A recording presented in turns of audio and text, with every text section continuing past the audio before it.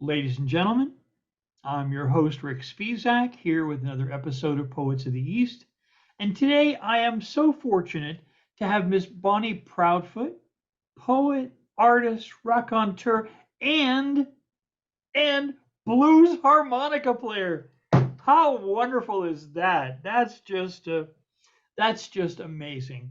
In my mind, and I'm sure in many people's mind, there's a category of blues players, and the category of poets doesn't necessarily intersect. So it's a real pleasure, Bonnie. You must have a very interesting story to tell. Welcome.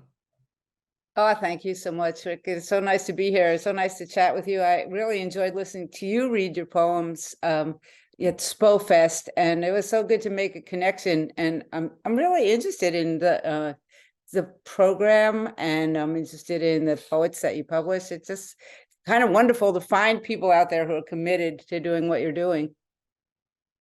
Well, I had produced a progressive news show for 11 years. I've worked in Wow. broadcast, both commercial and not for profit, for a long time. And I I felt I owed the world some truth. I completely support that, and keep the lines of communication open, and keep the channels open, keep the good words coming. And I think it's so important to address those issues and have a Yeah, place to go, and that, to use the internet to broadcast it too. but let's talk poetry. Well, I um, know a lot of people who became, they allowed their poetry to become more activist oriented, because it just became, there was more at stake, really. Songwriters too. Absolutely. From human rights to women's rights, et cetera, et cetera, et cetera. The license to be rude has clearly been reauthorized with that administration, and they've somehow came to the conclusion that treating people with some respect, woke, is a bad thing, and that's just a really If you look back in time, it started when people started making fun of liberals, I think, even, and I don't Reagan even era. remember, whatever, the Reagan era, right? Uh, which was the 80s, probably, right? And um, uh, the capturing that message did so much damage, but this is, of course, taking it to a whole nother degree of language, Sure. and sort of on the offense, for sure. We also remember the nattering nabobs of negativism, whose We want to alliteration. really go back in time. Well, Oh I my do. God. My activism goes What was the back to name of that? He was a vice president. Pat Oh, Buchanan, Spiro Agnew. That Bill was Spiro Agnew. Agnew. Oh yeah, Oh oh my yeah, God. yeah, yeah. Yes, but nobody could take that seriously. Now the anti-woke campaign, that's just damn scary. Let's turn from that those topics, and I want to talk about young Bonnie Proudfoot. Oh, gee. Um, you know, so many artists. Some start young, some start later. Where do you fall in that mix? Were you one of those kids that was always writing and drawing when you were a child? I was, yeah. And I think I drew more than I wrote, although I wrote stories, and that was pretty important to me, all the way through high school, really. And I drew my teachers, I drew anybody that, like, didn't watch me while I drew them. I went to concerts and always had a sketch pad with me. And Good for you know, you. I just did that from the time I can remember. Yeah, they invited me. I was the same kid. They invited me to do sketches. They knew I did sketches of the teachers. So in the yearbook of my graduation, I did caricatures of all the teachers as birds. I love that. I Ah, love that. ah. I love that. Yes, Yeah. they regretted that offering, but eventually they did finally say, yeah, okay, we'll use them. They're a little strong. Right. Right. Right. Right. So, Yeah. okay, Where did you Wonderful. grow up? I think it was New York.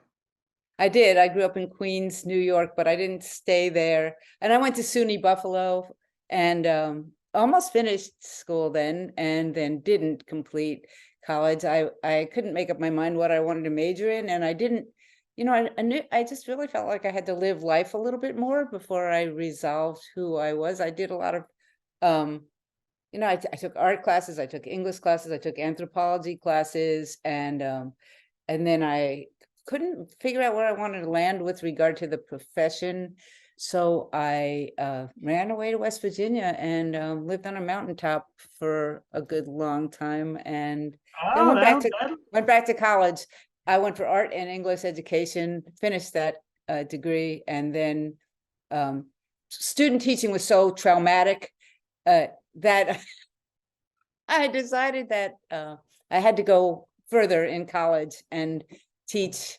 And I couldn't decide English or art. And I thought, if there was a body of work I wanted to work on, what would it be? And I thought it was writing stories at the time, fiction writing. So I went to West Virginia University for a master's degree in creative writing and English. And then I went to Hollins on a scholarship and finished this creative writing master's degree. And then I started a PhD, but I wasn't, first of all, I was sick of being broke. And then also I wasn't fulfilled by it quite that much. And I just thought I'll teach. And I did. I spent most of my career teaching in a junior college. very nice.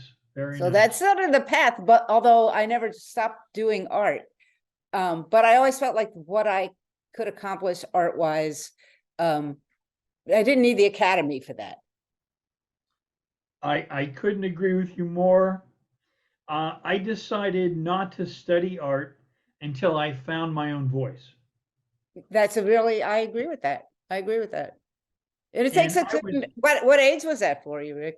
well, I I had such, well, what's a good way to put it? I had such disappointment with the art instructors I had through school that I said, you know what?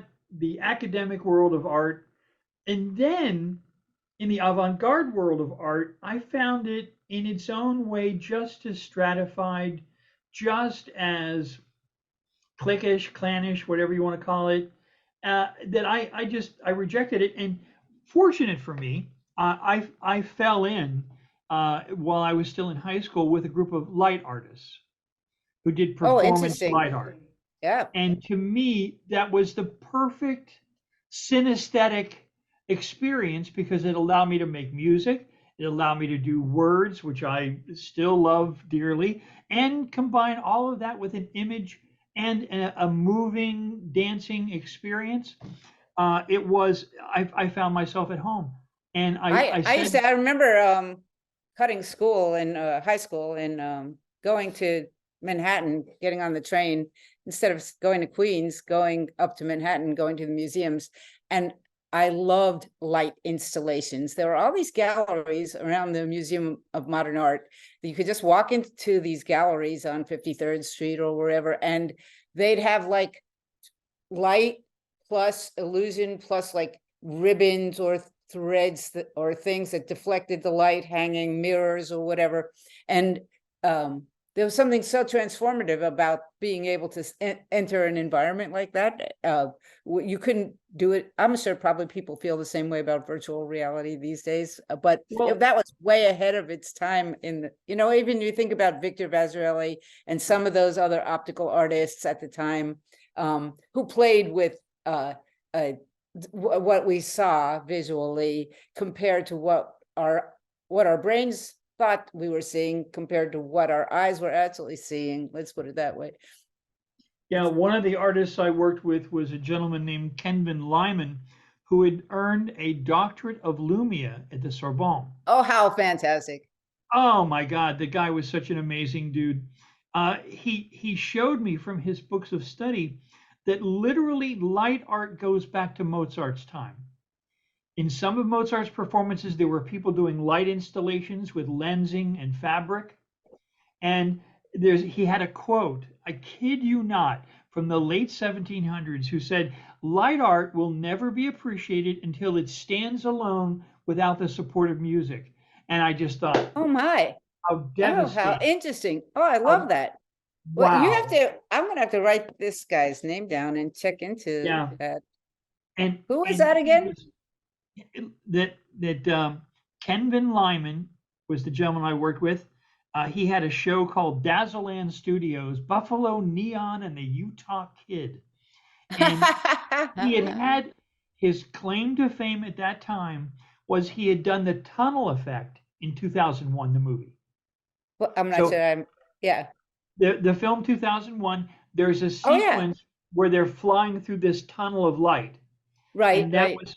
that was one of Kevin's pieces. And he also Wow. did a 7-Up commercial that was kind of a Busby Berkeley sort of take with golden angels throwing bubbles up in the air. Oh, And how fun.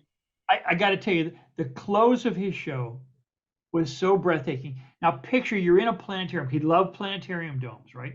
Because it was a surrounding experience. So at the end of this amazing show, as the lights are gently coming up in the back of the theater, there was a fan and he put a scent of magnolia in it. Oh, how So as amazing. the How lights awesome. came Right, up, right. you scented sometime I'll tell you the whole story. It's amazing. But anyway, back to Bonnie. Back to Bonnie. Okay. Yeah, I don't know So why, but that's reminding me of the Fillmore East and Joe's Lights. And but the sure. scent was different in those days. Sure. Well, that's true. That's true. Well, many of us didn't separate the art experience from the consciousness expansion experience. Right, right. And a lot of our vision was inspired, fueled, if you will, by those chemical explorations. And it was about consciousness and what we could perceive and amazing, amazing stuff. And now let me ask you this. Obviously, you've been creating art of many kinds for a while. When did you formally think to yourself, I'm a writer. This writing thing, I can communicate, I can invent. When did that really hit you?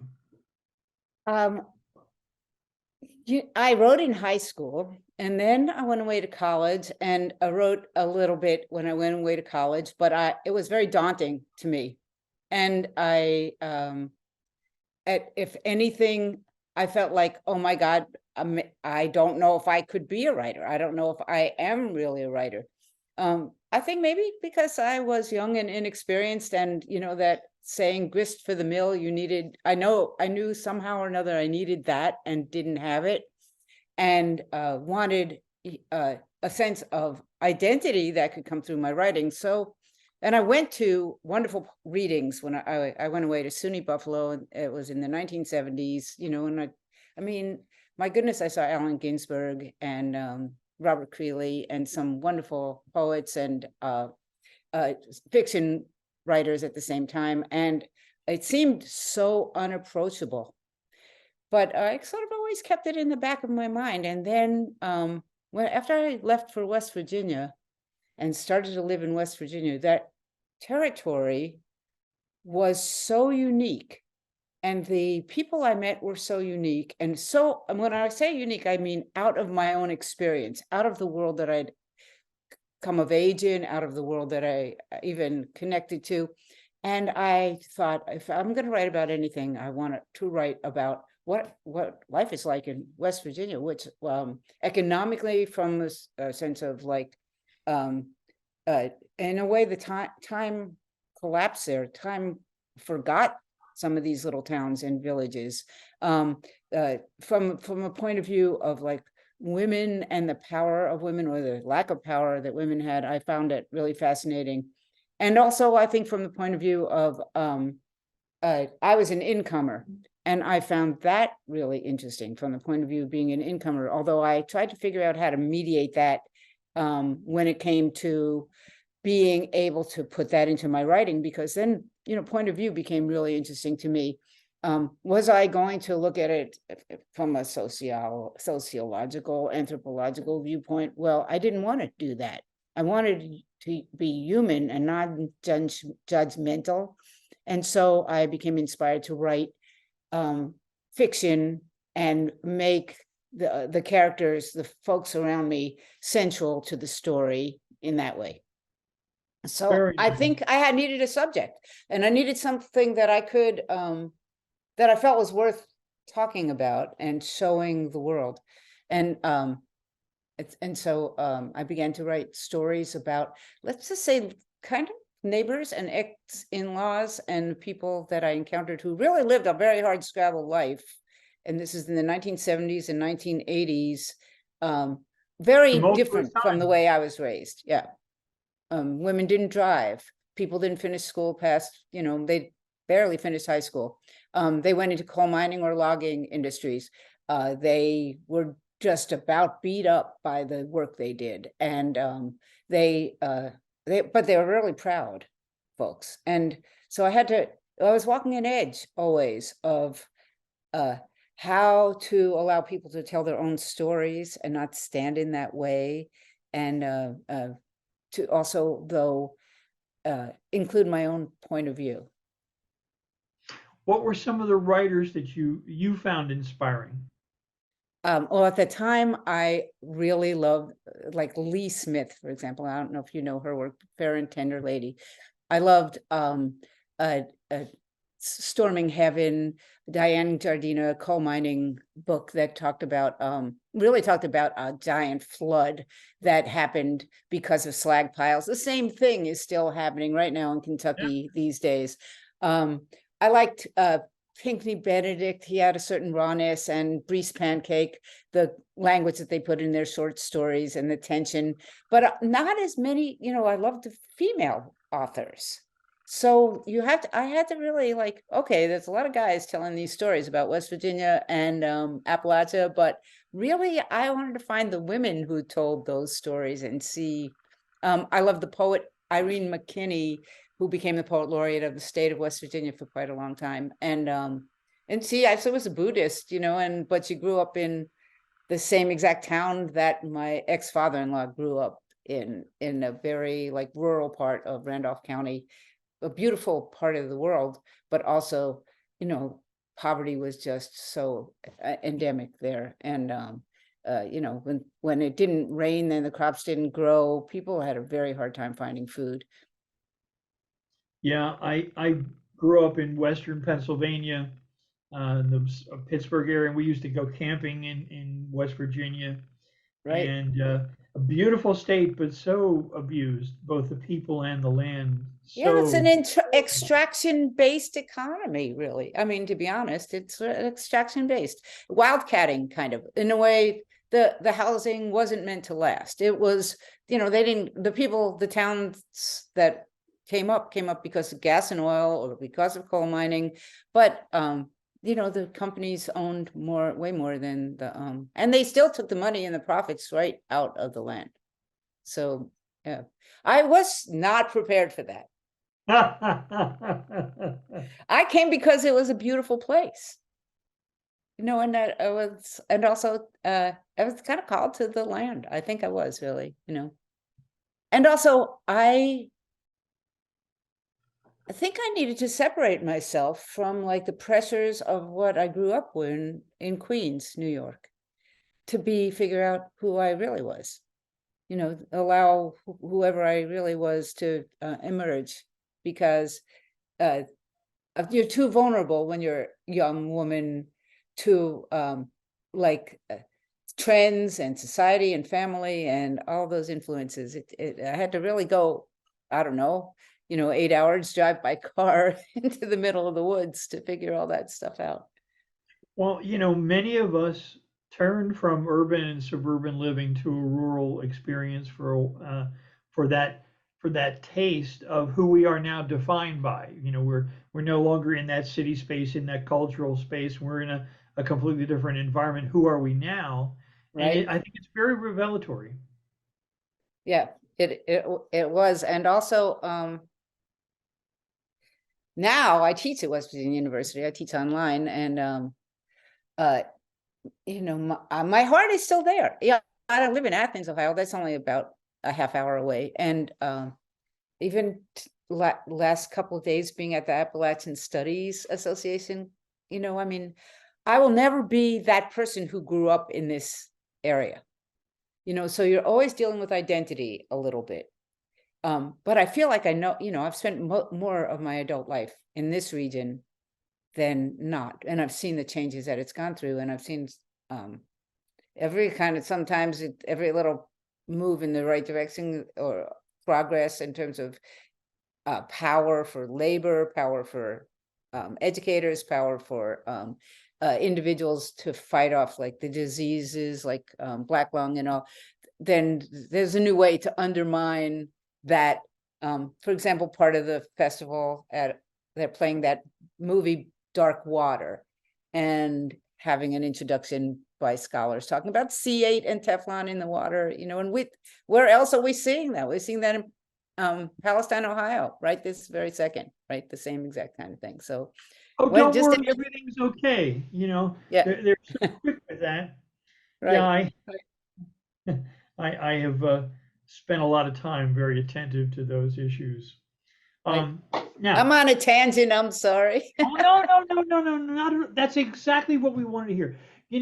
To me, only knowing the poetry of an artist is kind of like, this is the icing part. This is the light, the outreach. This is the face of the world. But to me, I'm always intrigued by what stirs, what causes that to happen.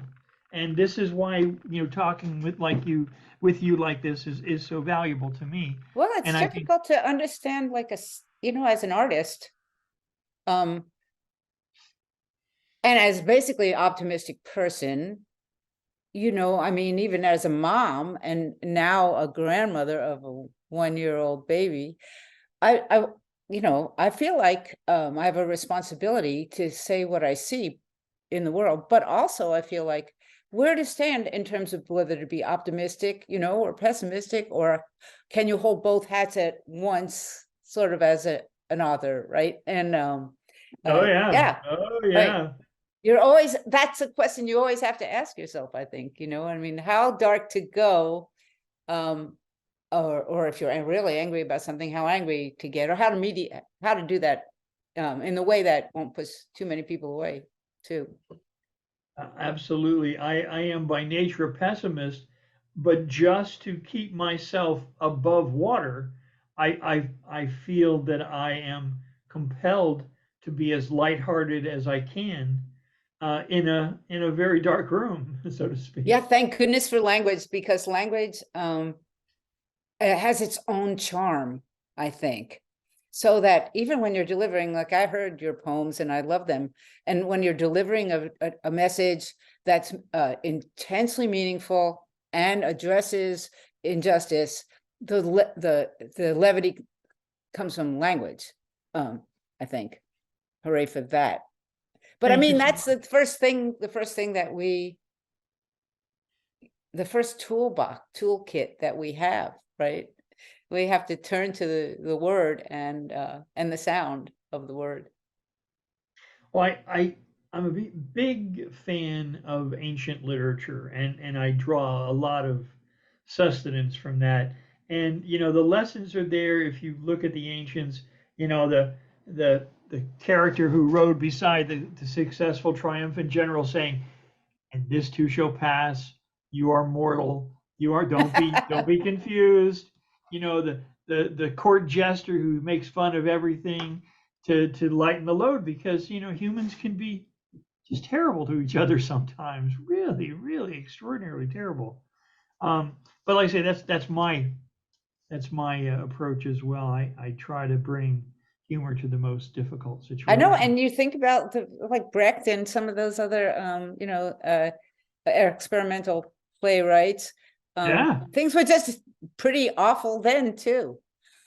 yeah, yeah. No, I get it. I totally get it. My dear, let me ask you the next question I'd like to ask is, do you find, looking back over your writing, are there a couple themes that sort of tease themselves out, or do you write about so many things that you can't really say that?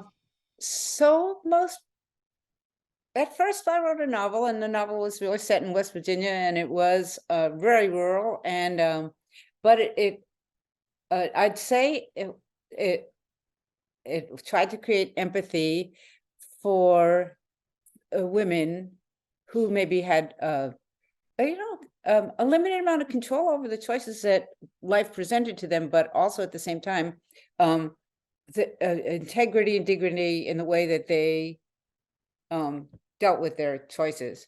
My most recent work is also, I think, female-centered and empathic to women. My book of poems, Household Gods, really sort of looks back at the women in my family, and not all the women in my family, but some of the women in my family. And now I try to take lately, I'd say I wanted to say that I try to take a perspective that is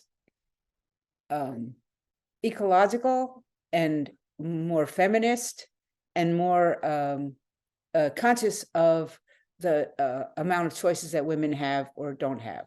And that's a consistent theme, I think. And as I was growing up, I think women didn't have quite as many choices in the world. At least the world didn't present them, and they weren't as easy to make. There were women out there already making some incredibly brave choices for themselves in their lives, but not as many. And poetry, especially in fiction too, dominated by male voices. So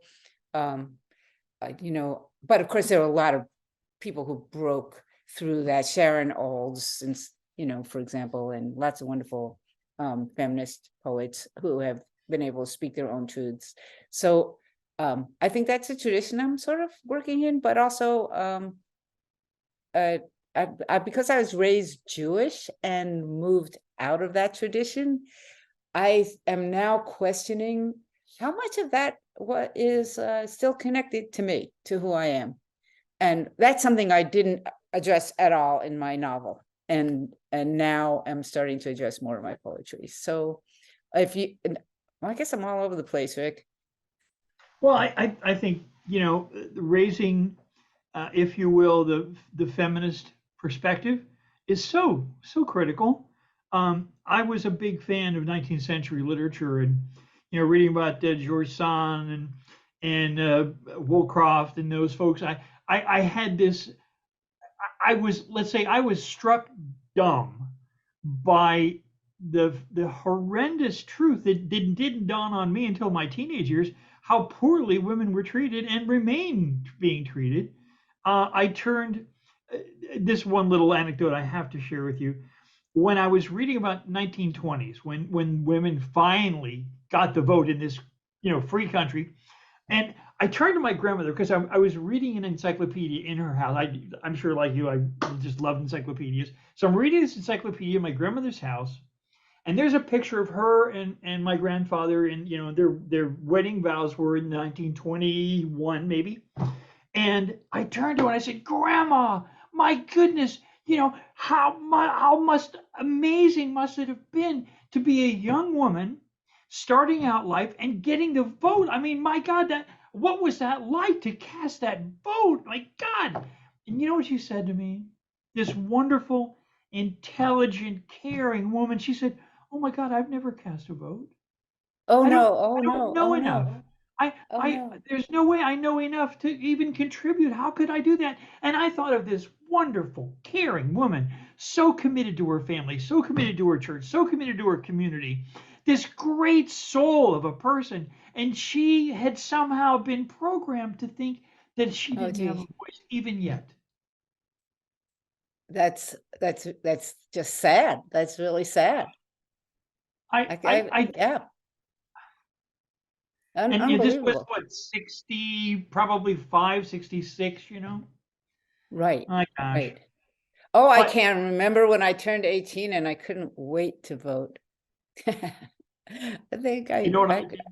yeah, I'm Ah, trying to remember. Yeah. I I I think I voted for George McGovern, maybe. well, the first chance I had a chance to vote, I registered Republican so I could vote against Richard Nixon. And Aha, that's wonderful. I Yeah, showed up in right. my tie dyes with my long hair and my colored glasses, and I said, "I want to register Republican." They go, "What? Do you know even what?" I said, "Absolutely. I want to register Well, Republican. you're the first Vote against one, Rick. vote Yeah. against Nixon." They go, "You can't do that." I said, "Watch me." Oh, that's so funny. Yeah, right. That's funny. Um, well, yeah, there's a vote for or a vote against. So it's just it seems consistent, right, with the type of identity that you have already that you would vote against. Yes, it is. But enough of that. Let's hear some of the wonderful verses of Miss Proudfoot. Oh, thanks. Sure. So how much time do you think I should read for? I'm just kind I'd of loosely say asking. 20 minutes, 25, 30 minutes. My Okay. God, girl, just take off. So I'll read a few poems that, I sometimes I get very motivated by a news event to write. And so I did, and then I shoot things off to New Verse News, and I've been pretty lucky. I like to give a shout out to those guys. I'm not sure if you know who they are. They publish, and for anybody who's listening to this, they publish a topical poem. So lots of folks, if something happens in the world and you just get moved to write a poem right away, it's a Oh, pretty gosh. great, yeah. Right, I do right. that.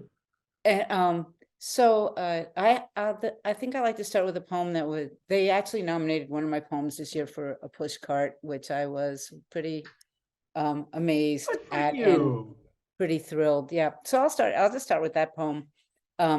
It was written a little over a year ago, and it was when the news came in that 900,000 Americans had died of COVID.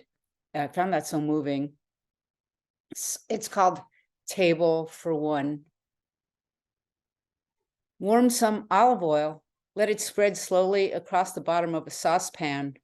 Saute chopped garlic. Watch bubbles form around the edge of each morsel. Chop red pepper, some mushrooms, some onions. Use bite-sized pieces. Watch them soften. Watch the onions turn golden. Use vegetables so fresh that they offer up their essence to the sauce. Add some chopped tomatoes, crush basil leaves between your palms.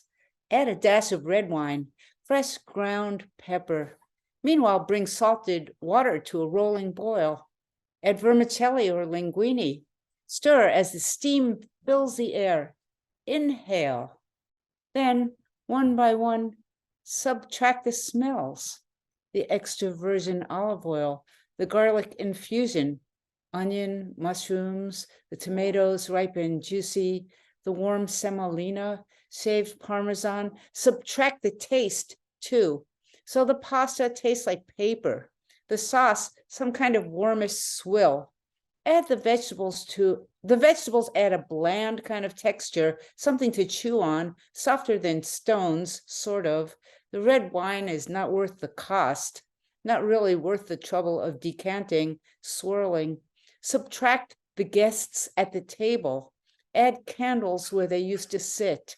Relatives, neighbors, doctors and nurses, songwriters, teachers, students, bartenders, barbers, and servers, 900,000 Americans. Feed the birds. Set the table for one. Watch clouds move across the sky. Say mass, say Kaddish, say grace. Try to remember how it used to taste. Wow. Oh, thank you. Beautiful. Thanks. Beautiful. So that was a poem that appeared in New Verse News, and sometimes you just, and I think possibly because I had COVID and lost my sense of taste, I was able to write that poem too, and I remembered sort of that. But of course, it was just a sorrowful thing, and the milestones just keep ticking higher and higher and higher too, right? And sometimes you just feel like things can be, there's things could have been a bit different. It could have been handled better. We didn't have to lose all those wonderful people. Yes, indeed. I know. Um, Here's one other poem that is sort of written. I think this one takes an environmental stance. And as I told you, I'm thinking more and more about ecological issues these days. And, I live in this area, they would call it maybe Cancer Valley, right? For a good reason. Lots of it's close to Charleston, which is really called Cancer Valley, where DuPont uh, chemical puts all those toxins into the air. And, but it's not that far from East Palestine, Ohio. This is called What Doesn't Kill You. It's a poem about a friend of mine, actually, who got cancer in West Virginia, and her sister got cancer also. So it has to do with the gas pipelines. And something that I really want to point out is they don't have to tell people what chemicals are in the water that they use for fracking these days. There have been laws passed. I think Dick Cheney took care of a lot of that. They're shooting all kinds of chemicals into the ground. It's seeping into the water. We know that, right? And so we don't know exactly what the hell we're getting in our water these days, especially in this part of the world. I know it impacts Pennsylvania as well, fracking. Okay, what doesn't kill you? Weeks after the surgery, after the sling came off, and after the stitches started to dissolve in layers of epidermis under her breast, the radiation began. After that, chemo for a year, as soon as she can take it. What doesn't kill you makes you stronger, say some. Probably folks who never watched this kind of cure or watched a body be ravaged like this. We live in Cancer Valley, Teflon in the water, tattle belly up. No one wants to admit exactly how all this shit got into everything, but now it is seeping into the pores of friends and family, and hurt expands from the streams to the mountaintops, where we really see the scene of the crime. Giant drills buzz in the night, and someone's tap drips poison. It is a growing game of chance, but we are playing with a rigged deck. The dealer holds all the cards. On the way to Fairmont, leaves fall and Route 50 burns. License plates from Texas and Oklahoma blast past. Under the earth, the ground shakes. Just out of sight, the land is pocked and cracked like a scar. What doesn't make you stronger can also kill you. It will not be pretty. At the Shell station, everyone mentions the pipeline as if it is the yellow brick road. And that's actually based on, I think that whole poem came from me getting gas at a gas station in West Virginia on Route 50, just passing all of these fracking places and evaporation stations, and seeing all these like out-of-state license plates, people from Texas and Utah and Oklahoma hanging out at the gas station, talking about all the jobs that they had. And, I'm listening in and I'm thinking, this is not the yellow brick road. No, no, no. May I share one of my environmental poems with you? Yes, please do. When I was living in Florida, uh, Florida being so flat, especially the southern portion, they build these giant mountains of waste. Oh my So God. Yeah. one of my reactions was to write, this is called Up on Garbage Mountain. Up on Garbage Mountain, along the Biscayne Bay, although the seagulls stop for dinner, they seldom fly away.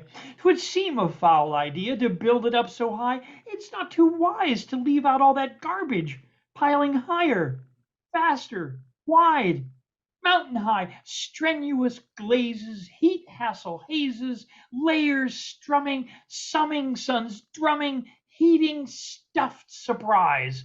Trucks take dumps on hasty humps, leak laughing pungent snares, vapors drifting, wafting, lifting, sifting through the air, waves welling, falling, smelling up the air. Don't rush right up or drink the cup. without a seal-tight mask to wear. We don our yellow gloves there, our acid-tested boots, completely airtight overalls, and air-conditioned suits with special pressure steel-toed boots amid the gushing whoosh. The bugs are mighty strange there, we've quite a special strain. The chemicals they've hatched in resemble acid rain. They carry mighty virus, sure, a highly aggressive brood. So do not park your car nearby. They've acquired a taste for tires. Radials are good. The roaches that survive there have carborundum shells, and when they fly from place to place, falling, sparking trails are traced. The mud that moves, we call it, watching some crawl by. Don't get any on your shoe, it'll eat right through you quick. And should you dare to poke it, it'll probably eat your stick. One thing you'll find amazing as it reaches cloud-rimmed Olympic heights, one thing true that it can do, bring into a tourist well-earned view a look at that strange and bloated large a Jersey in a garbage barge, ripe as homeless and as sad a sight as a garbage truck, out of luck and gas, with a year's young load of your own waste. Like the taste? That is fantastic. That's just fantastic. And it's so good to hear you speak it, but also, I mean, that is a foul message, to quote you back to yourself. I mean, holy mackerel. And you know, by being there and seeing it, that's how you, just the witness factor of it's not anything that a person, you can read about it, you know, and you can read the Sierra Club News and see what's out there and all, but the tactile sense of seeing it firsthand and the revulsion just kind of comes through. I visit family in Florida, and it's there are some really precious, beautiful places that are bird sanctuaries, but water just seeps everywhere, right? I mean, you can't contain it, right? I mean, I don't know how far from like surrealistic the image of the roaches are, and but certainly anything that can eat tires can eat us as well, right? Of course. Yeah. Well, I can offer one more if you like on that theme. Please do. Yeah, this too. So you know, my kids were they were raised in West Virginia, and they stayed in one of my sons stayed in West Virginia for a while, went to college at West Virginia University, even though I lived in Athens, and then and both of them are very environmentally conscious. Actually, one of my sons has got a master's degree in environmental engineering and helped clean up and test soils after the Paradise Fire in California, and I'm super proud of them. But here, this is in the area I live in, in West Virginia where I lived, logging was the main industry. But now where I live in Ohio, this is the residue of coal mining, and also fracking is a great big issue. And so this is kind of takes in mind both fracking and coal mining, because they still haven't figured out how to clean up the water. There's still bright orange sulfur colored creeks that like flow out of the mountains, and the slag piles, right, that we talked about before. Yeah. So this makes reference to two different mine disasters. One's Millfield, that's very close in Athens County, and the other one happened just about 10 years ago. It was the Upper Big Branch mine disaster in southern West Virginia, and Blankenship. He went to jail, but he's back. He took a very small bit of his fortune away, and he's still, I think, a billionaire, so he's doing okay. Okay, so it's called La Brea, which got its title from the La Brea tar pits. Yeah. La Brea, in a Los Angeles park, dark bones of animal surface preserved in tar for 38,000 years. Here in Ohio, coal mine fires were intentionally set and have burned beneath the earth for 130 years. Nearby well water is warm enough to brew tea, but who would drink it? In the smoldering blackness, 82 miners buried in the Millfield cave-in whisper stories of methane leaks to men under the upper Big Branch slag pile, whose bodies will never surface. You can walk the woods and see dusty smoke drift out from the damp hillside. Does the timber rattler nest in the warmed mine shafts? Injection wells and evaporation stations line these roads like altars to extinction. Gas flares shimmer gold.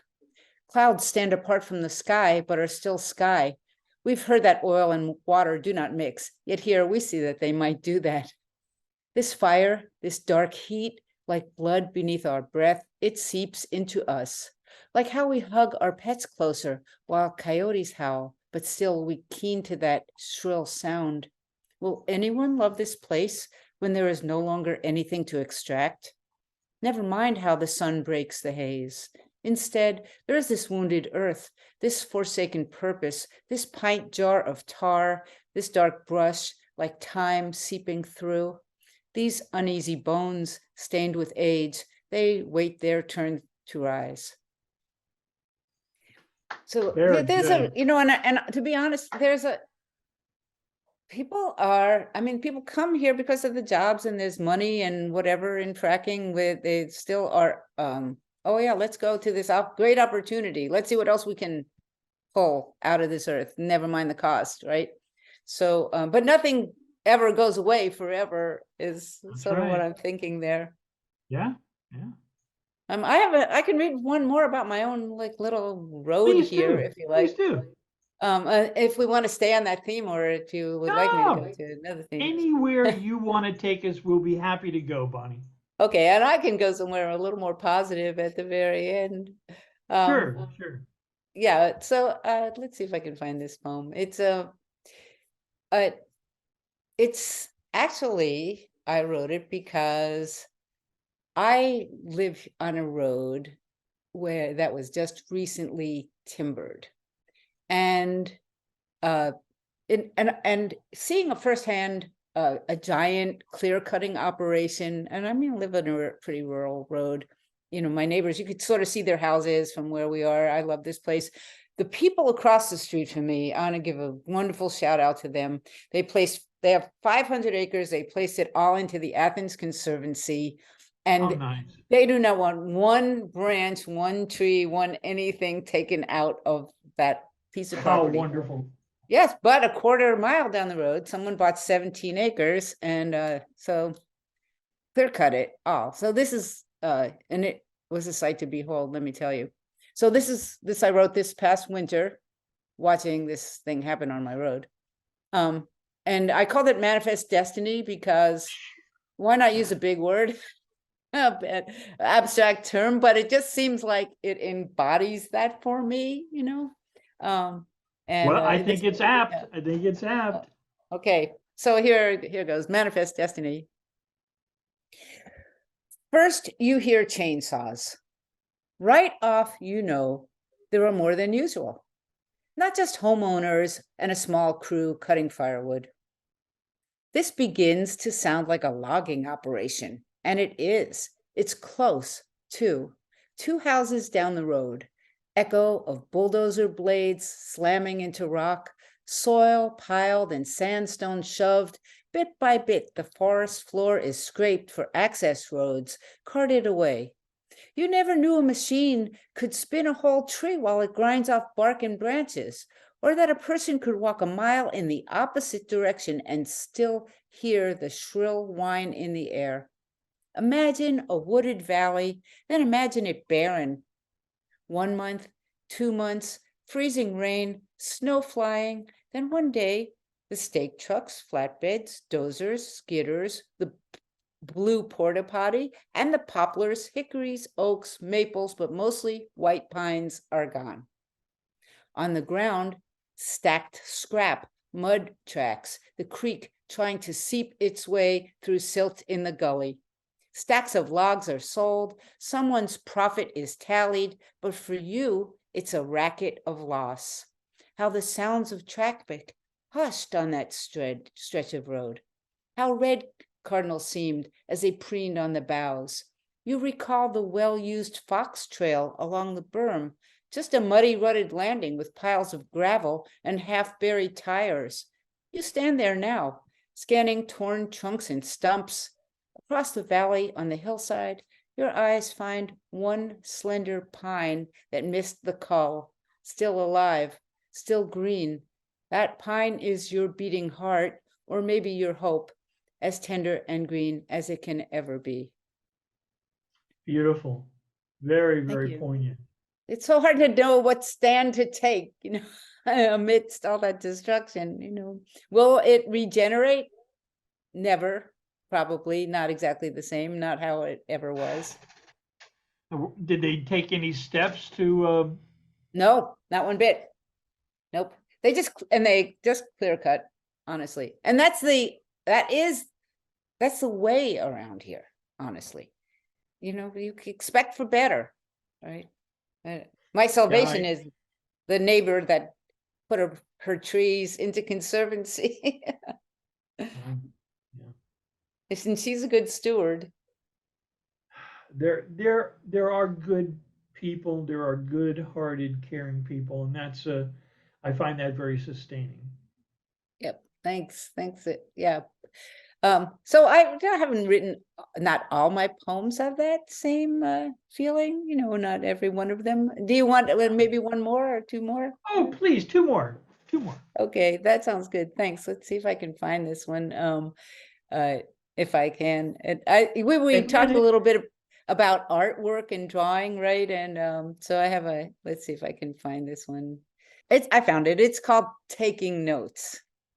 And remember we were talking about college life and sketching and drawing, right? So I read a poem by Ellen Bass, which was a fun poem, not at all about this subject. It's an odd poem, actually. It's about killing chickens and cleaning them. And her poem is called What Did I Love? And actually it's about killing chickens. But mine is just called Taking Notes. After the lights dimmed and the slide projector flashed the underwater archaeology of ancient Greece and Crete, murky Minoan masks of gold or bejeweled swords from shipwrecks off the coast of Spain, though I fought it, I dozed until the classroom lights came back on. Other times, when the prof had earnest eyebrows or hands that fussed, a cigarette burning to a nub while he talked, ashes falling, I drew it all in my spiral-bound notebook instead of taking notes. I love how my college notebooks might as well be sketchbooks. Shakespeare prof, poet, fiction writer, especially education profs, who droned on about objectives and outcomes, and sometimes other students who maybe nodded off with their heads resting on their wrists, who didn't glimpse me staring, sketching them. That's why I forgive every student who sleeps during class, and I love the ones who doodle or draw, who possibly never catch any of the concepts I chalk onto the blackboard, the diagrams of rising action, climax, denouement, resolution. And after all, these really aren't graphs of the stories I assigned. It's my life. Tension rising as papers are due back, miles of red ink needing to be spilled, or faculty break room where dramas are never resolved, union negotiations or teaching evaluations, each episode a little arc, rising or falling action, climax, anticlimax.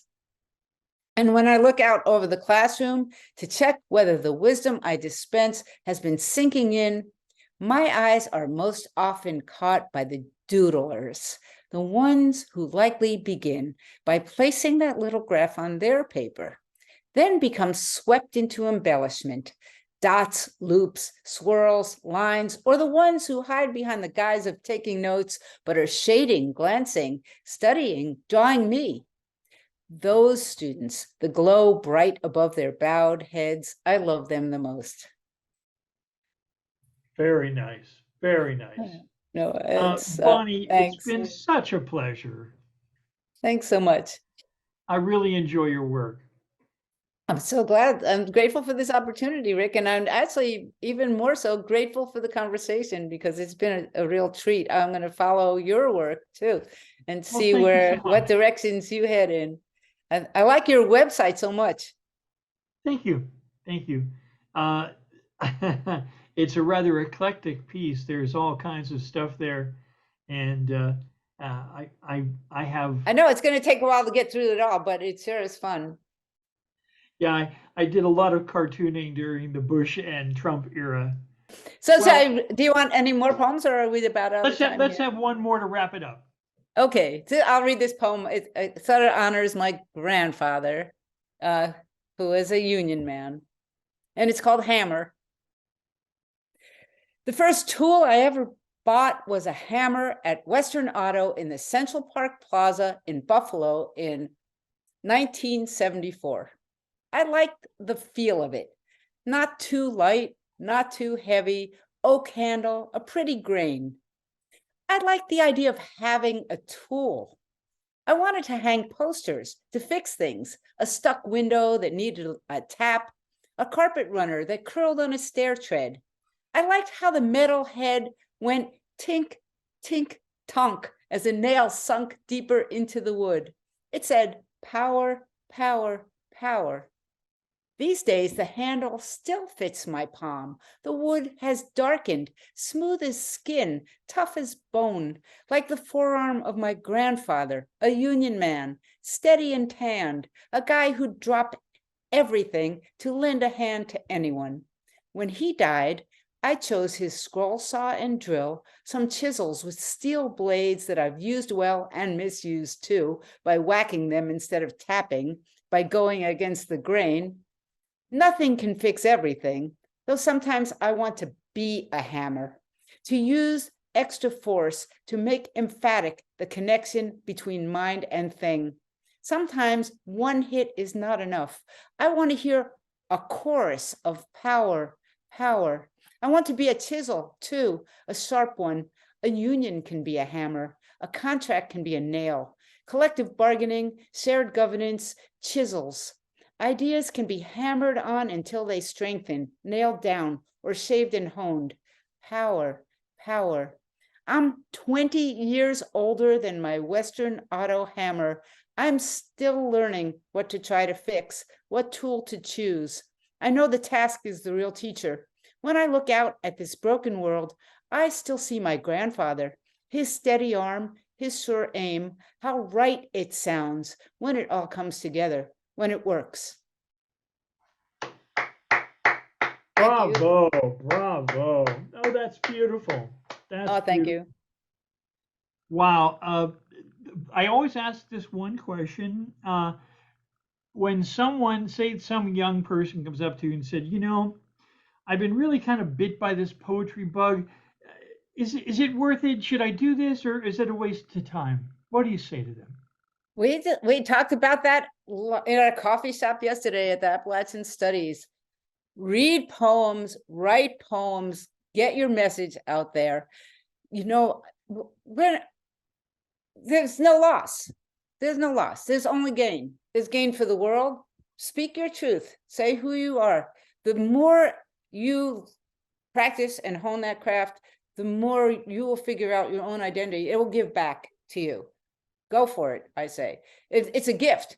You're giving, every time you put a poem out into the world, you're giving the world a gift and you're giving yourself a gift. Absolutely. That's what I say. Beautifully said. Beautifully said.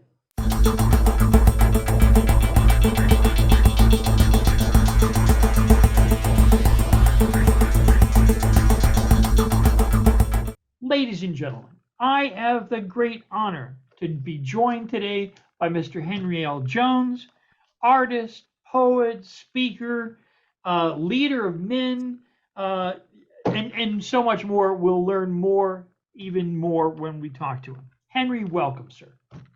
Thank you, Richard. Thank you. Good morning. I've seen some of your artwork and I've heard your wonderful poetry. Do you consider yourself equally artist and poet, or how do you think of yourself as the creative spirit that you are? Well, years ago, I thought I had to be one thing or another. And I think that that had a lot to do with how people saw me. And actually, I was in different circles, a poetry circle that didn't know I did art and vice versa. And I just found that it was necessary for me to express both ways. So I just begun to bridge my poetry and my art. And from when I exhibited art, I'd have a poem next to it, because sometimes say, "What inspired this?" Well, it was a poem where I used to leave that out, you know. And after I started doing that, Richard, it just felt right. You know, I compare it to like when you meet someone and you're single and dating and you're like, "Oh, this kind of feels right." Or you meet someone, a friend, and it's like, "I didn't know this stranger, but it seems like we've been friends for a long time." And it was like that type of feeling. So I Oh, knew. wonderful, wonderful.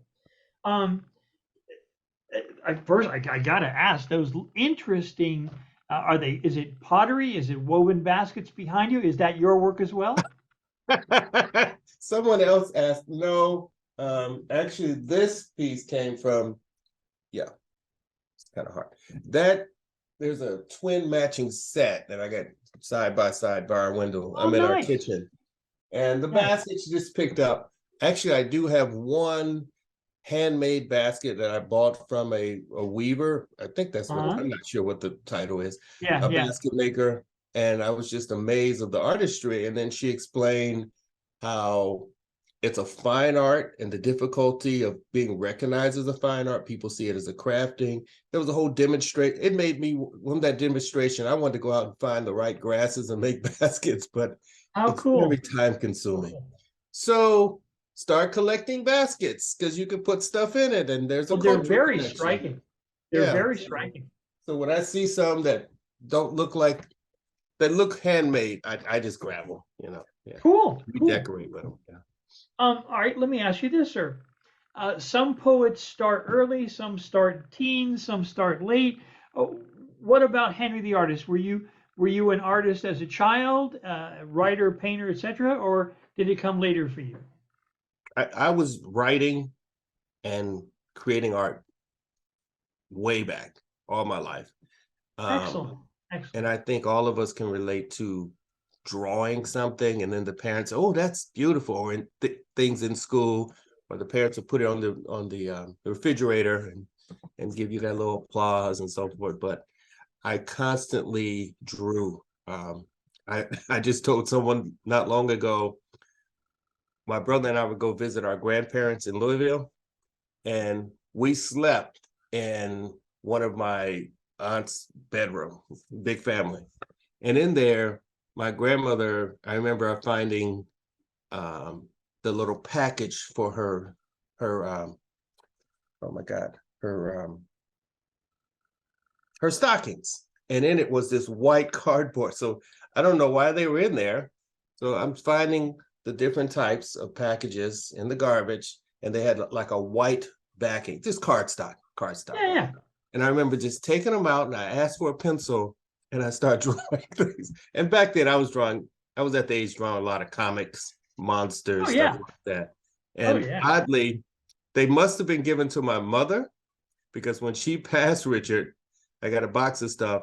And oh my goodness, I saw all those card stock Oh, how and I was like, wonderful. what the? How So wonderful. yeah, I was like, oh my God, I was Oh, all, that's awesome, man. You yeah. know, when we get a chance to look back on our earlier art, it's always I kept journals. I have journals that Mm-hmm. go back to the 70s. So I've got cartoons of Yeah, and all kinds of stuff. So yeah, wow, that's very cool. That's very cool.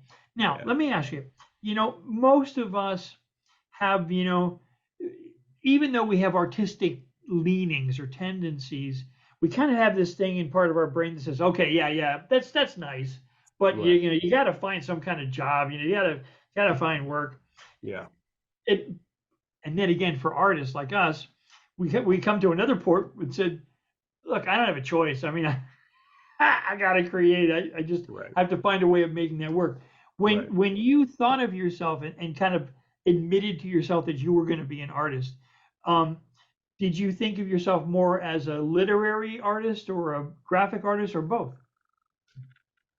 Well, I guess the first time in terms of professionally, it was a visual artist, yeah. Because I was in graduate school, human physiology major. Oh, wow. Love science, got a science background, and so forth. Wanted to become a Absolutely. doctor. And so in graduate school, applied to medical school, applied to research programs and all. Got into a research program, but I'd have to switch from human physiology, which was helping me for medicine, to botany or some plant related, because I did an internship with the Forestry Service and fell in Oh, love neat. with mountains and just that type of research. And they were like, okay, well, you can switch your major and blah, blah, blah. And then after graduation, come back to Montana, work for us and so on and so on. And I was like, oh yeah, that sounds cool. That sounds cool. Richard, a neighbor I'd see in our apartments, saying hello at the mailbox and all. Didn't know him. Found out we live right next door to each other. And he was like, oh, what do you do? Blah, blah, blah. And I told him. And he was in my apartment. And I had my desk, a small bookshelf with all my science books, papers everywhere. And all behind me throughout the apartment were pieces of art. And he said, he's like, you're in the science. He said, no, you're an artist. I said, dude, what you put in your world, in your home, is who you are. It's an extension of your spirit. I understood why he said that, because a couple of days later, that talk went on. A couple of days later, I went in his apartment. He was this fabulous artist that did these huge life-size caricatures of all these people. He had those all around his, and he was an art major, trying to get his MFA, and he told me his story, and he's like, have you shown this stuff, your paintings and stuff, to anyone? And I was like, there were some people in undergrad and all that, and LaFran Fort over the art department, she was trying to get me to consider medical illustration, architecture, and all that. Because back then, the way I would learn my scientific, the tissues, parts, and so forth, and formulas, I take a blank sheet of paper, Richard, almost like the test, and say, okay, you say you know this. I totally get this, man. This is so You've cool. been there? Because yeah. everything had to be labeled. Science is about label, and you can't sit there. It's got to come. You know it like you know your name. And so even one of my professors saw my drawing. She said, oh, is that how you learn the systems and stuff? And I said, yeah, I draw it and then I label it, because we'd look under a microscope on a test and say, what do you see? It'd be a question. What do you see? What part of the body or whatever, and what's the function? Those type of questions. And you'd have to boom, boom, boom. So I told him about that. He said, dude, so I went from that type of illustration to these very abstract, colorful pieces. And I was even doing that back then. And my neighbor, he suggested that I show it to someone, then found out he was from Chicago. He was like, yeah, you should go to Chicago, so on and so on. And followed a girlfriend there, thinking something was going to happen, but it didn't. And brokenhearted, said I need to move on, and actually got an art rep in the gallery at Carlton. He said, wait a minute, you're in Chicago. It's New York, Chicago, or LA. Why are you leaving Chicago as an artist? Stay there. I did, and I kept pushing, and things happened. That's wonderful. That's really wonderful. Yeah, I have an equal love of science as myself, and a very funny thing happened. I was so motivated. I saw myself as an anthropologist and a microbiologist, okay, with a really strong interest in neurology. Mm-hmm. And when I was just in high school, I moved from Pennsylvania to Florida, and I was appalled at the biology book that I was offered, right? So I said to the professor, I said, listen, how about this? How about if I take the final exam cold tomorrow? Cold. You're like, just get this over with, yeah. And I said, and then you'll let me, if I do well, you'll let me do independent research. He goes, what do you want to study? And I said, well, this was 1968. And I said, there's this thing about drugs, and I'm a young anthropologist here, and I think I should study this. And I think, is what we are told, in fact, what's really going on. And he said, Right. all right, well, we'll see. So I passed the test. I got to do this independent study. And so I said, listen, this is great. I'm having fun. But I said, I want to get involved with the college. Even though I'm a high school kid, I want to get involved in the college. Is there a program? Is there something? He goes, well, as a matter of fact, I'm looking. He also taught at the college. He said, I'm looking for someone who will do a rodent study. So would you collect rodents for a year and measure and mount and weigh, et cetera, et cetera? I said, yeah, hey, absolutely. So I got in this program. So for a year, I'm collecting, stuffing rats and measuring them. And so when I'm ready for college, I'm thinking, oh man, I got it in. They know me, et cetera, et cetera. Right. I go and they said, Richard, we've got a slot for you in neurology. We'll introduce you to the head of the department. You'll be in. You'll get your classes for free, and you'll get paid for doing the work. And I'm like, oh my God, this is marvelous. I'm set. Well, they led me into a lab where they were doing acoustic studies of rhesus monkeys, and they had taken off the skulls. Oh. And they had probes in them. They were immobilized, and they were bombarding them with sound, and then they were going to do studies of the brain. I totally understood the logic of it, but there was no heart in it at all. Right. And I said, I can't do this. I'll do anything else. Yeah. But I will not submit these poor monkeys who are part of us. You can't do that. I thought vivisection was out. They go, well, this is science. And I go, okay, look, I totally get science. I really do. But there's a point where this is just. Anyway, so that kind of blew my science thing. Anyway, how about more? I like that connection that we have. Yeah, I really do. I remember where we had to work with rats, not mice. And there was some type of device that we put the rats in to immobilize them. And basically what it did, it snapped their spinal column in the neck so that they wouldn't feel, they were still alive, but they basically were paralyzed. They became quadriplegics, and I thought that was barbaric. And this was during the time when actually they had already tested and they started distributing this software where we could put in the values and so forth, and it would give us the results. It was like electronic rats, basically, for research. And so they were having us do the traditional way and then compare it with this new system. And I thought, well, why, if we see that it's work and it's been tested, why don't we just stop hurting these rats? No one really likes rats that much, but I just thought it was pretty barbaric. But I heard about things like that, and I would be like you. I felt uncomfortable, and then you had to dissect them at the end and blah, blah, blah. And I was like, no, I can't get into this, because I was like you. I understand science, but there's got to be a better way to reach absolutely understanding. Okay, so let me ask you about the young Henry the artist, finding his way between the sciences and the arts with a foot in both fields. Who were the writers that spoke to you? Who were the artists that spoke to the young Henry? Oh my gosh. In school, attended public school, so all the writers that you're introduced to, from Shakespeare, Keats, all of them, they were part of it. But in addition to those, because I grew up in Detroit, went to school also in Dallas, so I was introduced to different school systems, but I've always been an avid reader, and I would read from the suggestions of my grandparents. Both sides of my family were avid readers. My parents were avid readers. Excellent. Pushing education. And so one grandmother would ask me, my fraternal grandmother, Johnny Jones, would ask when we would visit, what have you been reading? The one I told you about with the stockings. What have you been reading? And I spoke with some students not long ago, because she would ask, what is the title of the book? And who is the author?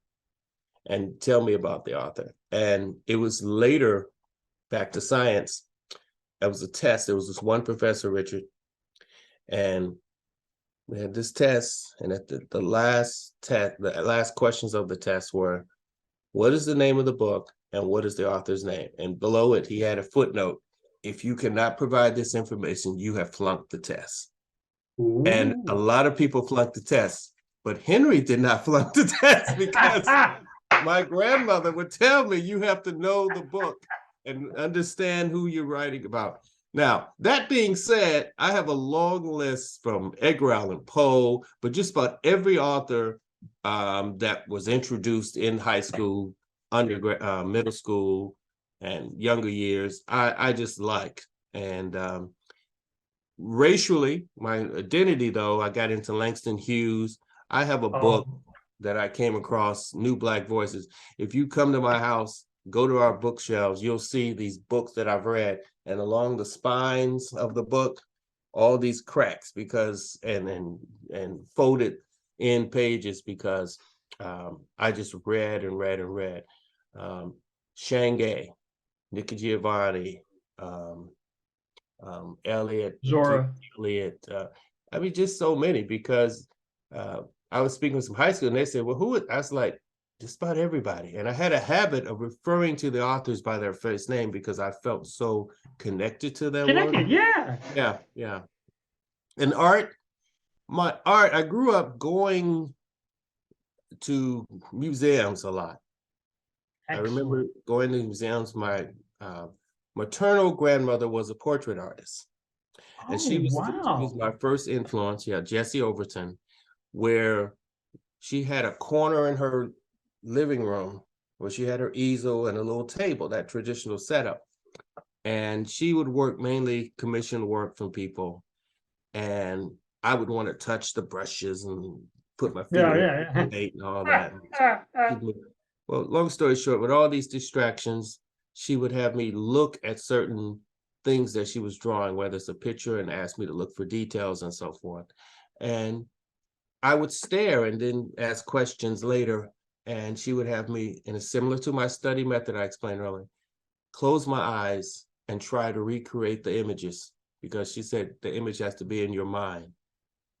Put it in your mind.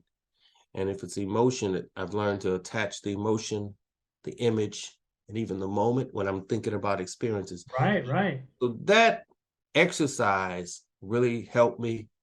And I think back many times, I said, that's probably where, when I was in undergrad and graduate school, I applied that. Because when you're young and you're introduced to things, whether it's negative or positive, it stays with you on some level.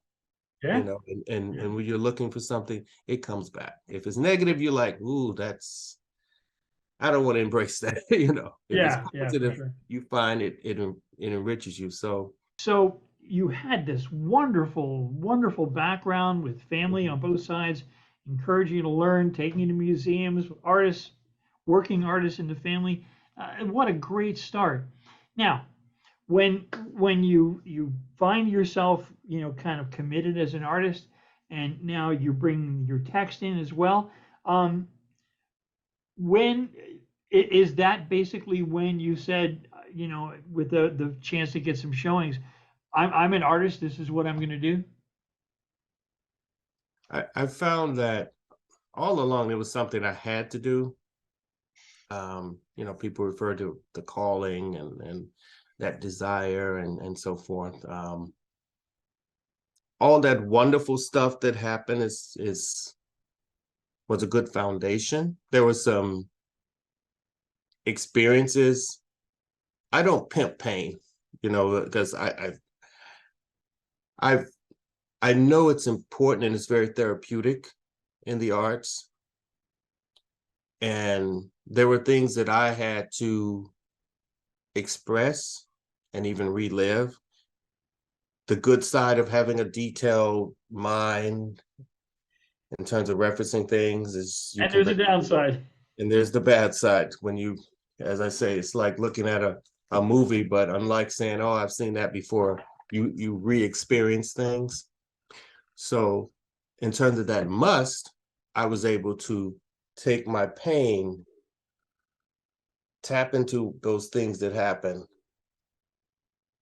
find a place to put myself to heal and to understand, and then move on through it. And you mentioned journaling. I did a lot of journaling for most of my life for that very reason. That was a way to talk with someone. And maybe I referred to those writers as friends because I needed people that understood. Yeah.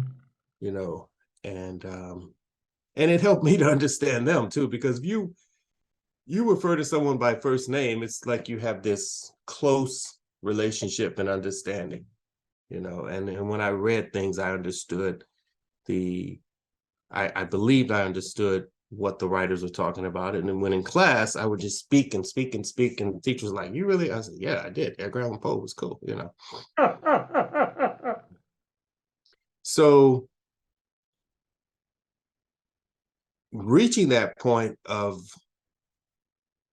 wanting to become a professional, embracing that title, artist, it happened because I truly believe when you put your passion in something and your focus, the events and the people necessary to help shape it, and vice versa, you meet them. And I think that's a spiritual journey. You can write down, or you can get a book, how to become an artist, or how to do this, how to do that. But there's still this spiritual element that becomes part of the picture, in terms of there are certain people that you meet sometimes just for a moment, sometimes they're mentors, sometimes they're people on the journey, and you're sharing common stories and understandings. Sometimes you have something that you've gone through that helps them. And basically, Richard, I've just been meeting a lot of people, and I have prepared, because people are like, "Oh, so you're an artist, you just floating around like a butterfly in the wind." No. I've done some preparation. And I tell people, no, you need to prepare, you know. I've never been the one that thought, as an artist, it's okay to show up late, 30 minutes. Well, he's an artist, she's an artist. That's their thing, you know. Oh, yeah. And I'll tell young people, I said, look, when you get the opportunity to get paid, you show up on time. It is a job. And I said, would you like it during the time they say they're going to pay you? They're like, we'll pay you whenever. So if you have that attitude, don't be surprised. I said, you have to respect the craft. You have to see it as profession, whether you're paid or not. Professionalism is about behavior. And absolutely, some mentees that have gone to do wonderful things, and they thank me for that, because it's important. So I found myself working these jobs to pay bills, to have time to do my creative part.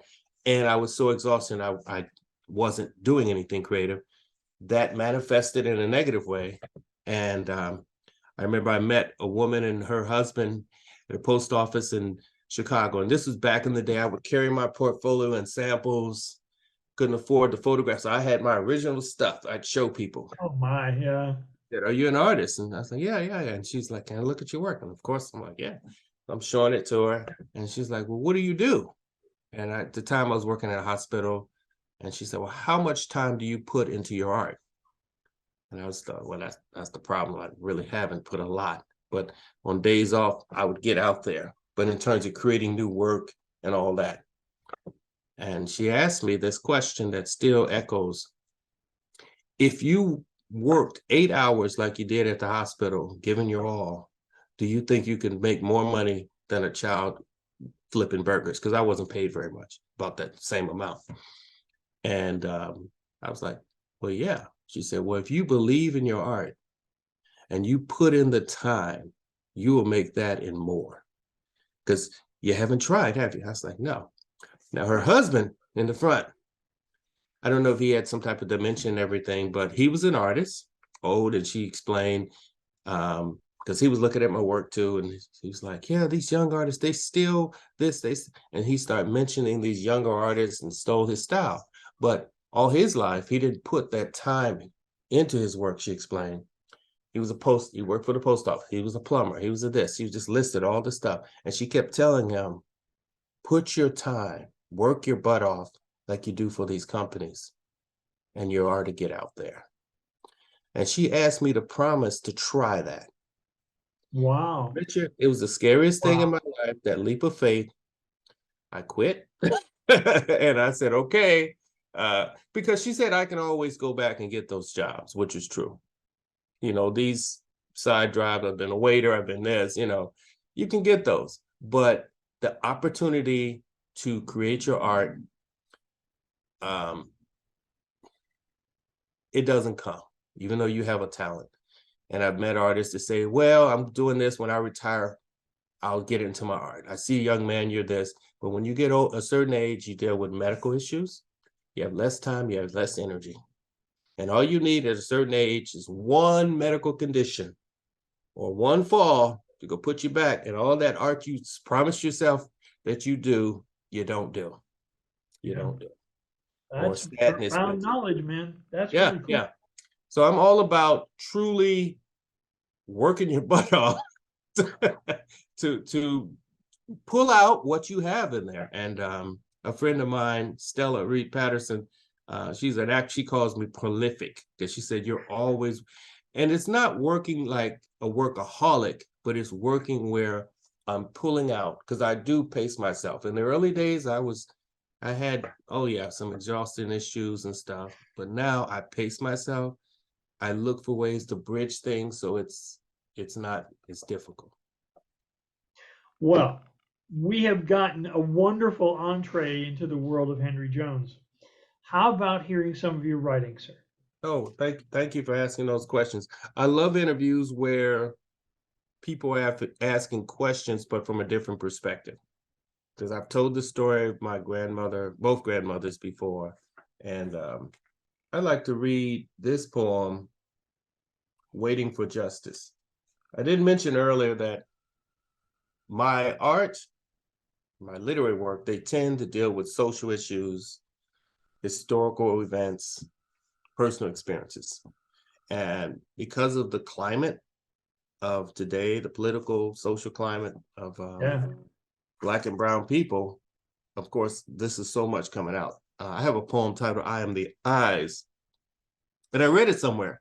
And it's like, oh, is that inspired from George Floyd and blah, blah, blah. I was like, no, I wrote this in 2009, published it in my book, Run Into Blackness, in 2010. And I might have written it even earlier, because those type of incidents still continue.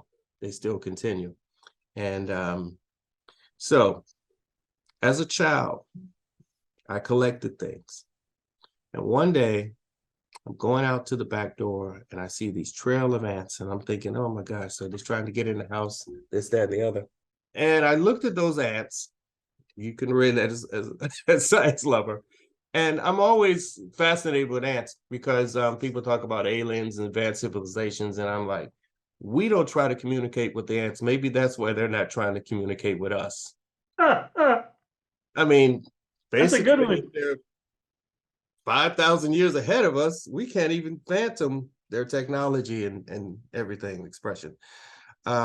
So I looked at the ants, and there was one ant kind of hurt, and some ants were tumbling and so forth. And I'm looking down at this, and I was like, that is amazing.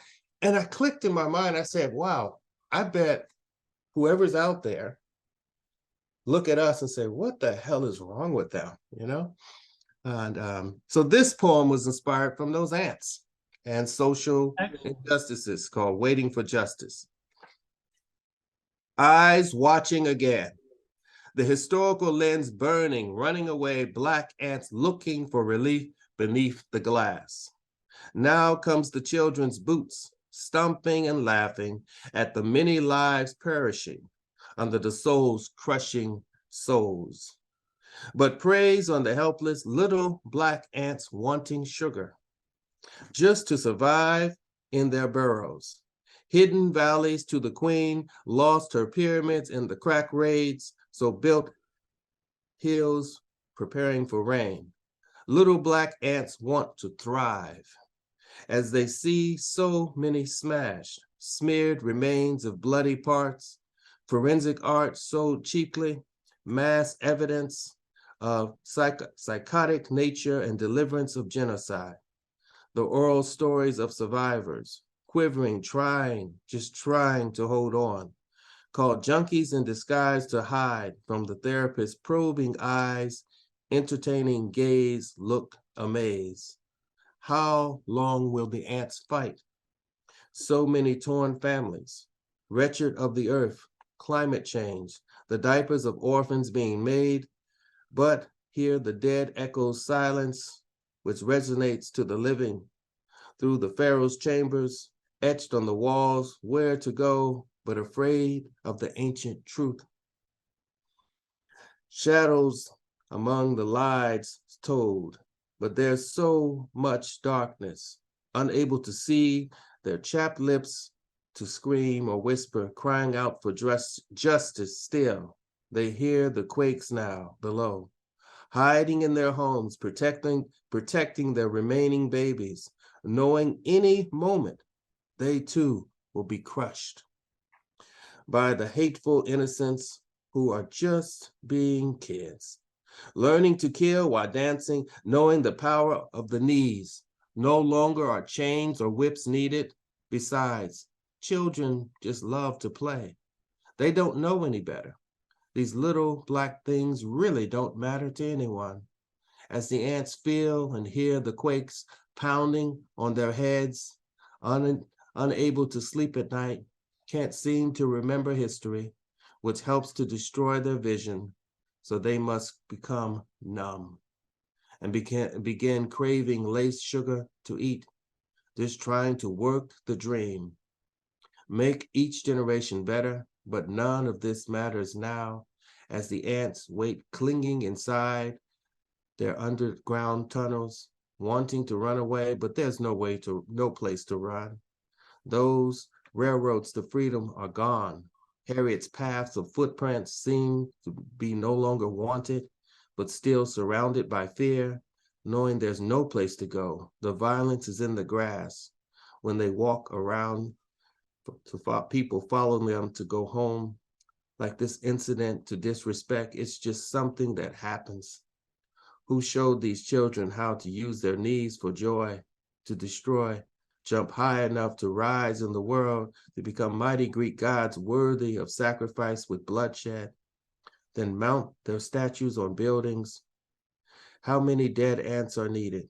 As tunnels collapse, they suffocate, crying out so many times for hope, which comes in small grains, portioned to feed each mouth, the bitter commune to swallow. Many say it's better than before. The ants bend their legs to pray, with eyes closed tightly, just to hold on, waiting for justice. But that never seems to be enough. Wow. That's beautiful, brother. Really beautiful. Terribly sad, but beautiful. What is the name of that one? Waiting for Justice. Too goddamn long. That's Yeah. for sure. Yeah. Sir, another? Yes. This is one of my favorites. And I love art. I love to create art, but I love also artists. And from paintings and photographers. And in a program with Rockville Review, there was a guy, Terry Price, a photographer that went to the Czech Republic, and we were shown his pictures. It was an ekphrastic program, and the photograph I received was of an old man, second-story building in the Czech Republic, downtown urban-like area, looking out a window. And that photo stayed on my desktop, and I kept staring. And honestly, there were some other pictures that I liked of Terry's. They got grabbed very quickly because already when I saw those, I was like, oh yeah, I felt, poetry coming. Yeah. This one, I didn't feel anything. And then one day, Richard, I looked in this old man's eyes, and it was akin to when you meet a friend you haven't seen in a while, And you're like, how you doing? So fine. And you look at their eyes, you look at the expression on their face, you know something else is going on. So you keep picking like, nah, you're not right. Something's going on. Come on, talk to me. So with that photograph, I imagine myself walking into the building, knocked on the door, and then asked him, what are you looking at? And we pulled up 2 chairs, sat down. This is all in my imagination, of course. And he explained to me why he stood at that window. His wife had died many years ago. And this poem, I Am Still Searching for You, was inspired from that piece. And it was a whole anthology. And I met the photographer online and told him about it, and he loved it. I am still searching for you. Where are you, my love? Again, I stand here looking up and down into the streets, searching for your face. Among the crowds of people passing like a flowing stream, I stare while counting heads, hoping one was your crown, glistening along the currents to eventually rise up for air, to see me along the shore and reach for one of my hands. My fingers grasping the windowsill. Instead of you, there's rotten wood, covered with chipping lead paint, releasing flakes drifting to the road where lovers embrace each other to prevent falling back into loneliness. That same desolation I know too well, while my probing eyes become tired, hoping to see you again if I keep watch. Until back in each other's warm arms, holding our love beyond the fears, twisting our hearts of their bitterness, leaving a sweetness found in the curved rations of our passions where we clung, until the years of emptiness were released, filling us with only our love to overflow, drowning and floating as the wind blows our echoed moans through the panes. This is why I still want to find you, my love, at this glassy portal to our joyful memories. Now, a black hole eclipsing the sunny days, preventing rays to refract your crystal vase, overflowing with broken lilies holding on, in the stench of old water smelling like death. I know you're still alive out there somewhere. They lied to me and tried to comfort me with cold prayers like the stones of this building. Rocks to remind me again of the marble pillar with your engraved name to find you below, covered in layers of dirt instead of my kisses. You are coming any day down that path soon. I know it's true because I found your smile on the face of a young woman holding flowers. Her fists clutch hairy roots swaying, seeking to taste cool water to live again, thirsty like we were before we found our love. This is why I stand here 35 years later, longing for your fingers to caress my lips, to silence my mind of worrisome thoughts about this world now so empty without you. Fighting alone to hold on each day to life. So I am still searching for you, my love. Oh, that's beautiful. Thank you. Really beautiful. Thank you. Yeah, sometimes we can take from a photo and build out this dream. Yeah. Really, really lovely. Thank you. Sir, share another one if you would. Oh, don't get me started. You know, I'll go. Let's go with that's a sad one.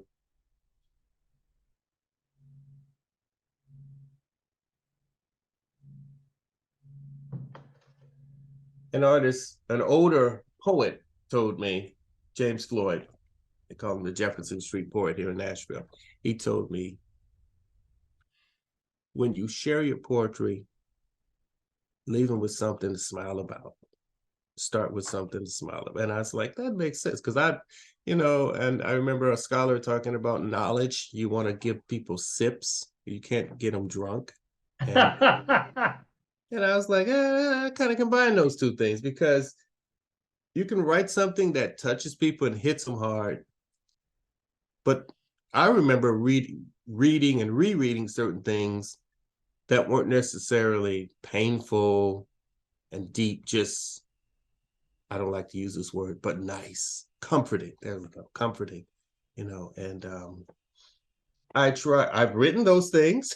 I write those things. Oh, how about a love poem? That sounds good to me. Yeah.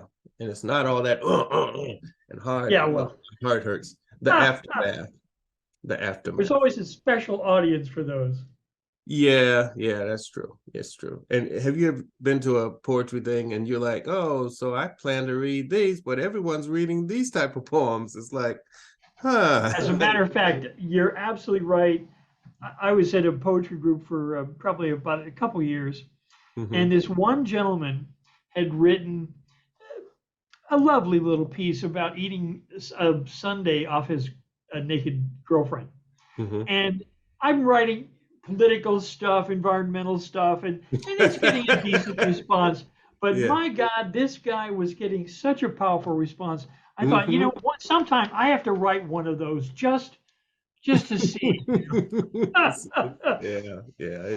It changes the tone, especially if you've written something new and you're like, my next thing, I want to share this, and then you get there and they're like, the climate is kind of different than what I wanted to share today. I don't think, like you said, they're loving these type of poems. You're like, I don't think they'll be receptive to mine, And I think in the tone of your voice too. And I've been there, but I'm like, I'm reading it though. I'm going to read it. I know they're reading it. But anyway, this is what I know I have not read for years. It's titled The Aftermath. Silence caresses time, and bedroom screams in silence. As chilly wind flows from nearby window, kissing spines therein, music low and hidden, candles applaud from seats in darkness. On corner of bed, two deflame, exhausted, sweaty lovers, frozen in a state of seesaw seduction, as tears of love and joy fall onto the sheets below. That's lovely. That's lovely. Thank you. It touches on intimacy without belaboring the point.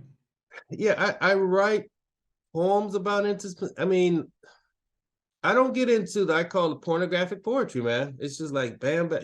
I want to write that. Of course, they know that there are two people being intimate, enjoying each other's presence, versus this hardcore pornography poetry type thing. And I've heard things I was like, and of course, people respond to that because people respond to poetry. I mean, to pornography. But there's a difference between pornography and nudity within art.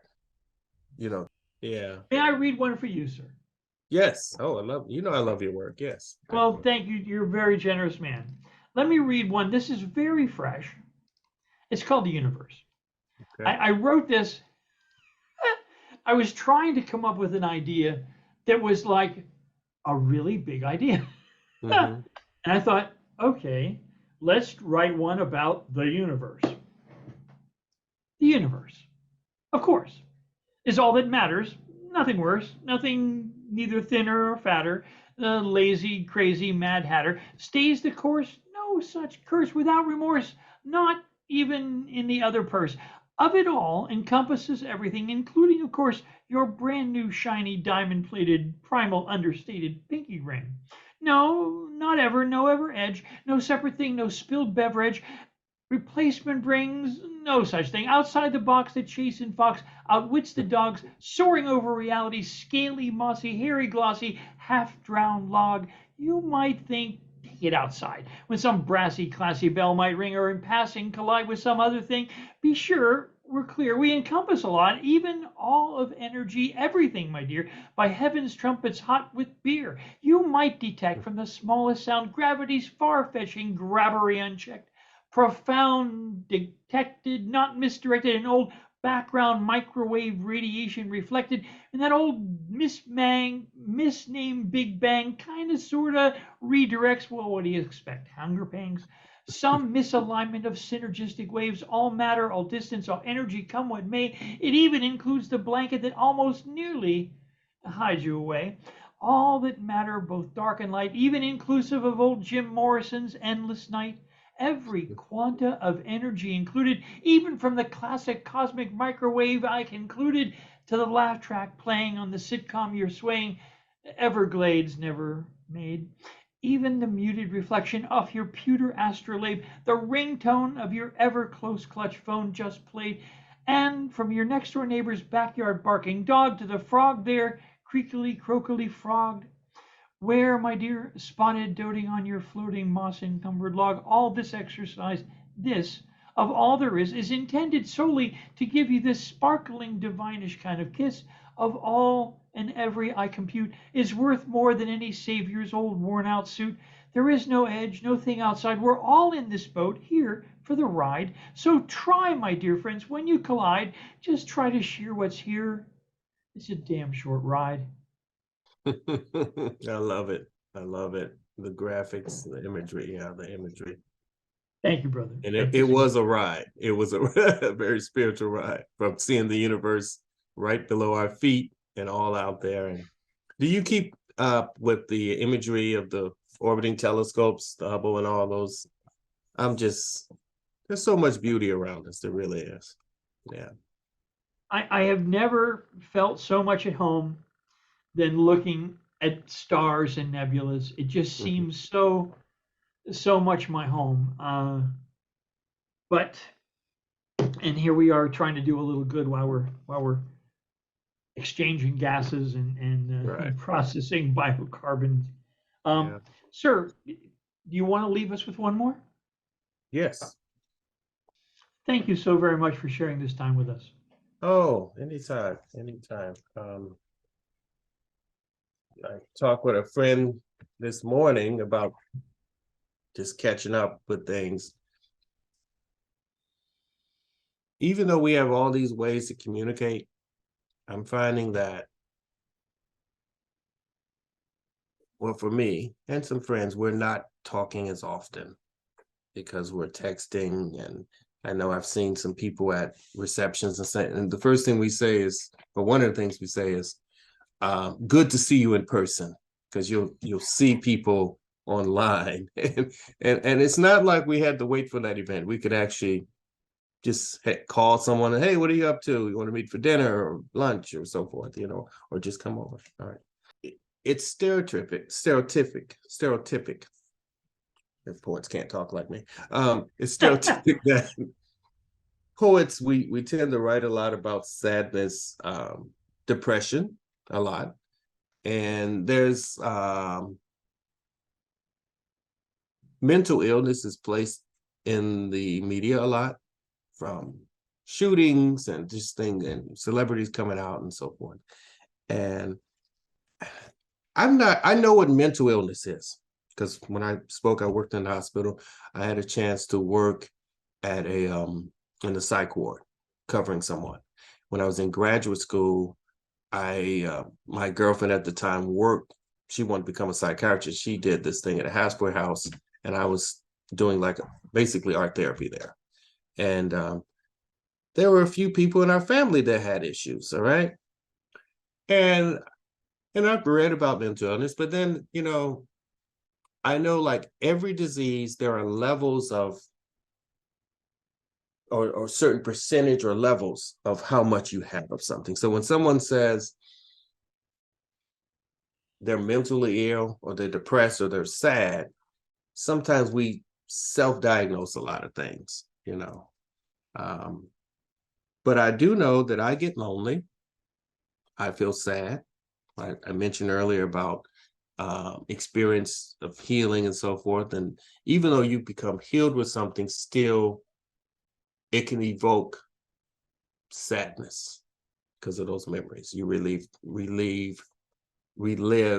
And a lot of mine dealt with grief, a lot of death. That's why I write about death. And that's why I'm still searching for you. I was actually putting myself as that old man, even though he was a white check guy, Yeah. you know. But on that human level, we all deal with grief and loneliness. And I'm very romantic, so I could see myself, you know, if something happened to my wife, yeah, I'd probably be mourning her a long time. I realized that. So that's where I was able to pull from that. So this poem was inspired when I was feeling empty. And have you ever felt empty? You're not quite sure why you're feeling empty, Richard? Have you ever had that feeling? Sure, sure. Yeah. And I had to write about it. And that's how I pull out that, you know, emptiness. Once again, I feel hollow. Desolation blows through me like a tornadic wind. I'm filled with emptiness. Sitting here, waiting, looking. Should I grab the dusty bottles of old gin to pour down my throat, then welcome the sting and blurry eyes, let the twin of water find my stomach, which is full of spicy comfort food, swimming around in my belly, burning to help me feel alive again. Anything to distract the hollowness is needed and hated, while hoping the fire will pass, wondering why I ate that food, knowing the heat would burn my insides. But I just wanted to feel something, even if it hurts, resembling the shared pain with my lover, which awakens flesh with long trembles, sweet bites as mouths serenade the flesh to surrender to pleasure, dripping trails of release, brutality of animalistic lust, and gentleness of treasured love. Perhaps a blended mixture of both, edging on ecstasy until our storm soaks us in a pond where we float, holding each other in peace, enjoying the little death. Now I'm surrounded by darkness instead. Made like those same rain clouds, which help camouflage my tears, but wasn't alone for the moment. My ignited stomach didn't mimic emotions, but only eclipsed desire, a shadow without sun or you, blending in the inner pitch of night, searching for a rope to grab and become a tether to hold on. Above this greedy black hole, pulling and sucking me deeper and deeper into that well, promising not to crush me, but delivering me to another place, a better place of different suns. I feel only the continued lure, falling as nothing seems to help. But then I feel your eyes on me. I turn my head just slightly and see your smiling face. Your eyes reach me, regardless of the distance, or across a crowd of people. We look and only see each other. You shine like the sun, removing the clouds and rains, parting away back to see better days when in your arms I become new again for another day. Oh, that's beautiful. Thank you, brother. That's Thank you. really beautiful. Well, sir, let me close with a question. I always ask my guests this one question. Okay. When you are talking to a young person who's thinking about the issue of being a poet, is it worth it? Do I do this, or should I just drop it and do something else? What do you say to that person questioning, is poetry worthwhile? What's your answer?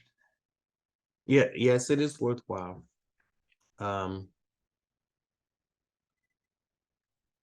It's a means to talk to yourself, and it's a way to give a voice to people who cannot express themselves. You might go on this tangent on your journey to become a poet. I wanted to become a doctor to save lives. Now, as an artist, I make life worth living, I believe.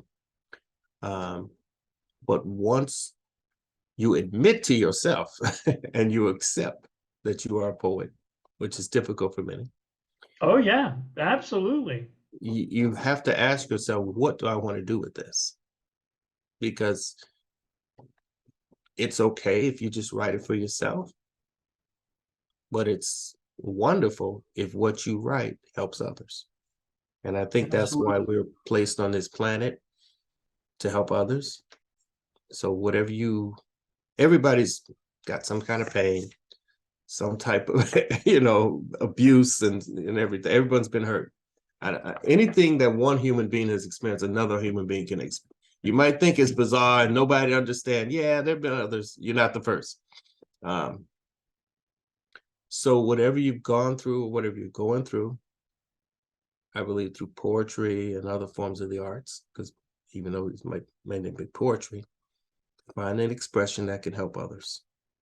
And that's why I think we're here, to share extensions of ourselves and make each other better. Sir, thank you so very much for your Thank you, Richard. time. A pleasure and an honor to talk to you. Thank you so much, brother. Thank you. You have a good day. You too. Bye-bye. Bye-bye.